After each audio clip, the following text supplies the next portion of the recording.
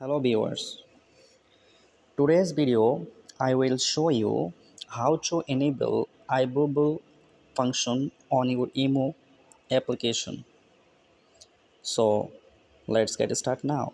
First open it your IMO application, then press on your IMO profile icon at the top left corner.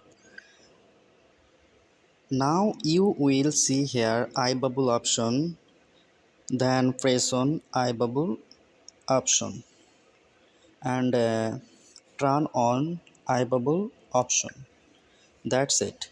In this way you can easily turn it off and on as you wish. If you find this video helpful, please like and share the video and don't forget to subscribe to my channel and press the bell icon.